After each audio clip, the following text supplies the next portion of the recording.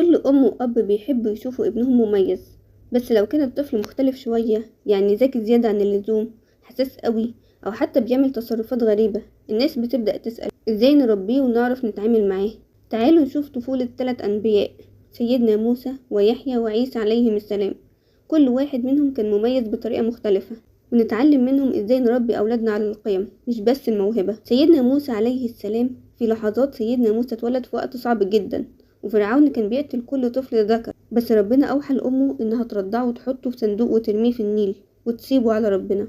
وبرغم إنه اتربى في بيت فرعون، القيم اللي أمه غرستها فيه وهو صغير فضلت جواه لحد ما كبر وبقى نبي عظيم.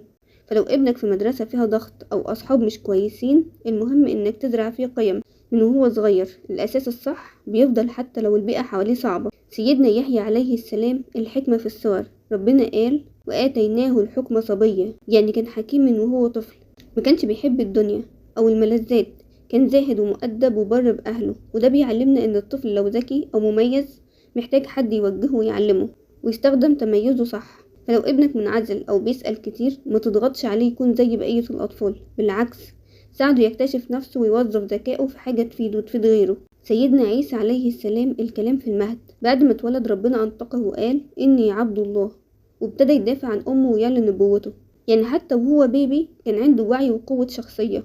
فلو ابنك عنده وعي أكبر من سنه أو بيفهم بسرعة، ما تستهونش بيه، ادعمه وخليه يثق في نفسه، ورد على أسئلته بصدق واحترام. ابنك مش غريب، هو بس محتاج يفهمك وتفهمه. الأنبياء وهم صغيرين كانوا مختلفين، بس ربنا اختارهم لعظمة كبيرة.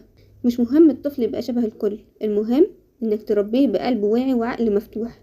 اغرس في القيم مش بس العلم، اسمعه وما تقللش من مشاعره.